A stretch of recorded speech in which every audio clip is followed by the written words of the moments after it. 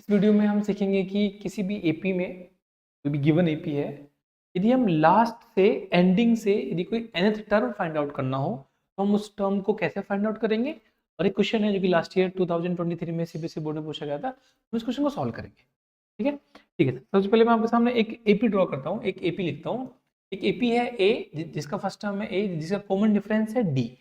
तो मैं D add करता जा रहा हूँ आपके इसमें, देखो a, next term a plus d, next term होगा आपका इसमें a प्लस 2d तरीके से, then your last term will be l।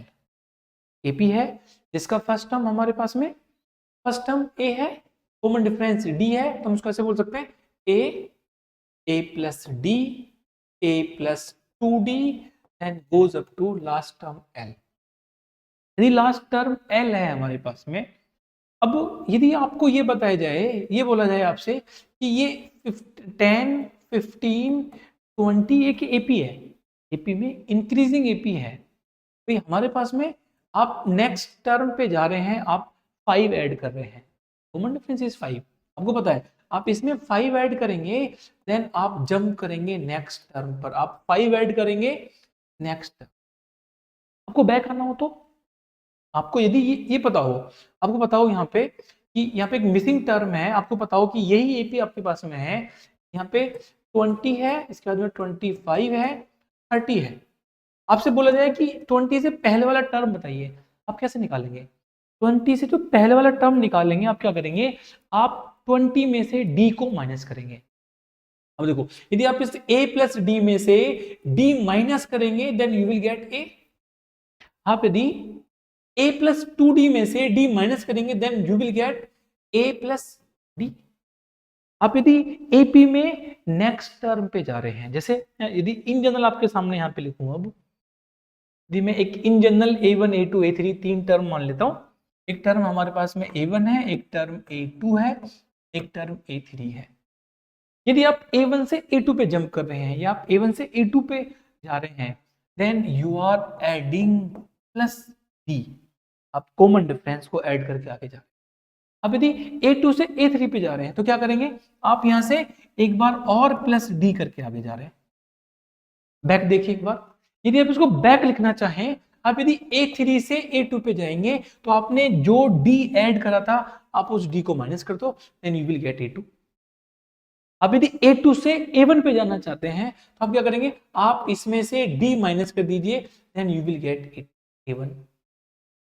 अब आप ध्यान से देखिए, यदि आप कोई भी एपी लिख रहे हैं, आप एपी में यदि स्टार्टिंग से चेक कर रहे हैं, देन आप नेक्स्ट टर्म को फाइंड आउट करने के लिए यू आर एडिंग डी। यदि मैं आपके सामने ऐसे लिखूं, इसी में इसको मैं एक इन जनरल फॉर्म में लिखूं आपके लिए, एक टर्म है even, first term, second term, third term, fourth term, fifth term, six term and seven term. एक एपी है जिसके अंदर 7 टर्म्स हैं।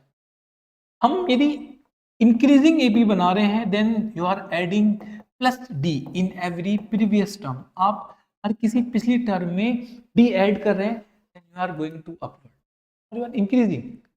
आप यदि यहां से एक एपी बना रहे हैं तो आपके पास में एक इंक्रीजिंग एपी बन के आ रही है, एक इंक्रीजिंग एपी बन के आ रही है। आप इसको उल्टा देखो एक बार, आप लास्ट से चेक करना स्टार्ट करो, लास्ट से आप पिछले टर्म पे जाएंगे, यू विल सब्ट्रैक्ट डी, अब लिखेंगे माइनस डी। आप यहां जाएंगे, again you will do minus D, again you will do minus D, again you will do minus D. आप माइनस डी ऐड करेंगे या बोल सकते हैं डी सब्ट्रैक्ट करेंगे। स्टार्टिंग से डी ऐड कर रहे हैं, बैक से माइनस करेंगे, डी माइनस करेंगे, डी को माइनस करने वाले हैं। यदि हम डी को माइनस करेंगे, अब आप यदि ये चेक करेंगे, आपको लास्ट से टर्म बताना है। यदि आपको nth टर्म बताना होता है तो हम क्या करते हैं, हम nth टर्म फाइंड आउट करने के लिए हम ऐसे बोलते हैं a n is equal to a plus n minus 1 d करते हैं। आप स्टार्टिंग से nth टर्म बता रहे हैं, आप देखो यदि n है ना तो यहाँ पे n माइनस 1 होता है। यदि हम इसको लास्ट से चेक करें, यदि हमारे पास में लास्ट टर्म l है तो हम l n निकाल सकते हैं। अब देखो यहां से आप एक बैक जाएंगे तो आप बोलेंगे l माइनस डी टर्म बनेगा, एक और बैक जाएंगे आप बोलेंगे l माइनस 2d टर्म बनेगा। इस तरीके से हम यदि लास्ट से nth टर्म फाइंड आउट करें, केवल इतना अंतर आएगा कि आप माइनस डी कंसिडर करेंगे, तो जो वैल्यू बनेगी वो बनेगी L minus n minus 1D का जो D है वो नेगेटिव हो गया। This is the formula to check last term from the ending. आप यदि लास्ट से कोई भी टर्म चेक करना चाहते हैं इस तरीके से यूज करेंगे, जहां पे L क्या है, L आपका लास्ट का टर्म है, N वो नंबर है जो आप फाइंड आउट करना चाहते हैं, और D आपके पास में ये जो D है स्टार्टिंग से D है, लेकिन ये माइनस ने क्या करा, आपके इस D को नेगेटिव D बना दिया। ठीक है, तो अब आपको एक फॉर्मूला मालूम चल गया कि किस तरीके से हम लास्ट टर्म फाइंड आउट कर सकते हैं। ठीक है, अब देखो हम जो क्वेश्चन गिवन है उसको सॉल्व कर लेते हैं एक बार। आप देख लेते हैं कि जो क्वेश्चन गिवन है उसमें क्या क्या इंफॉर्मेशन है। हमें गिवन है ये क्वेश्चन लास्ट ईयर 2023 में बोर्ड में पूछा गया था। आपको गिवन है कि 11th टर्म फाइंड आउट करना है फ्रॉम द एंड। आपको एक एपी गिवन है, एपी आपके पास में है, एपी एपी आपके पास में है 10 7 4 dash dash dash minus 62 is your last term. तो एल मान सकता हूँ, तो आपके लिए एल है, एल की वैल्यू है माइनस 62, ये एल है। फर्स्ट टर्म क्या है, ये ए है, ए इज योर 10। डी निकालने के लिए हम 7 माइनस 10 कर सकते हैं, डी निकालने के लिए क्या कर सकते हैं हम 7 माइनस 10, डी की वैल्यू बनेगी हमारे पास में 7 माइनस 10 विच इज, आपको लास्ट से कौन सा टर्म बताना है 11th टर्म, तो एन की वैल्यू 11 हम बोल सकते हैं एल 11 फाइंड आउट करना है which is l minus n minus 1 d. N कितना है 11, वैल्यू रखेंगे देखो माइनस 62 माइनस एन कितना है 11, 11 माइनस 1 डी कितना निकाल रखा है हमने माइनस 3, वैल्यू पुट करेंगे हेयर माइनस। ठीक है, हम इस वैल्यू को ऐड कर लेते हैं, देखो ये वैल्यू बनेगी आपके पास माइनस 62 माइनस माइनस प्लस बन जाएगा प्लस, ये बनेगा 10 इंटू 3, वैल्यू बनेगी minus 62 plus 30 which is minus 30। आपके पास में लास्ट से अब 11th टर्म फाइंड आउट करेंगे, L 11 की वैल्यू बन के आएगी माइनस 32। ऑप्शन चेक कर लो, सी विल बी करेक्ट आंसर। समझ में आया? एक बात और, आप यदि इसके ऑप्शंस देखोगे ना, क्वेश्चन इस तरीके से डिजाइन करा गया है, आप यदि इसके ऑप्शंस को एक बार मतलब देखोगे तो आपको समझ में आएगा कि बिना कॉपी पेन के आप सॉल्व कर सकते हैं। चेक कर लेते हैं कैसे आप इस क्वेश्चन को बिना कॉपी पेन के सॉल्व कर सकते हैं। किस तरीके से सॉल्व कर सकते हैं उसको देख लेते हैं एक बार। हम जो एपी गिवन है हमें, हम एक बार उस एपी को लिख लेते हैं। देखो हमें क्या एपी गिवन है, हमें एपी गिवन है 10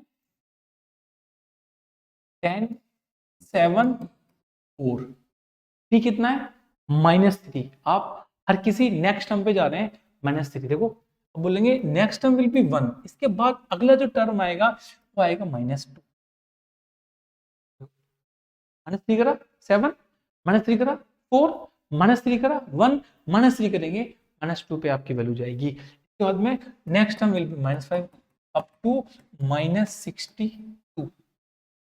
ऑप्शन चेक करो आप एक बार। अब आपको ये पता चल रहा है कि आपके पास में ये जो टर्म है, ये टर्म है, ये फर्स्ट टर्म है, ये सेकंड टर्म है, ये फर्स्ट टर्म है, ये सेकंड टर्म है, ये थर्ड टर्म है, ये फोर्थ टर्म है, ये फिफ्थ है और ये सिक्स है। ठीक है, अब देखो यदि फिफ्थ टर्म है, क्या हम एक बार ये चेक कर लेंगे माइनस 62 जो है हमारे पास में लास्ट जो टर्म है उसका नंबर कितना आ रहा है, चेक कर लेते हैं। हम चेक कर लेते हैं ए एन इक्वल टू ए कितना है 10 प्लस एन माइनस 1, डी कितना है हमारे पास minus 3 is equal to minus 62।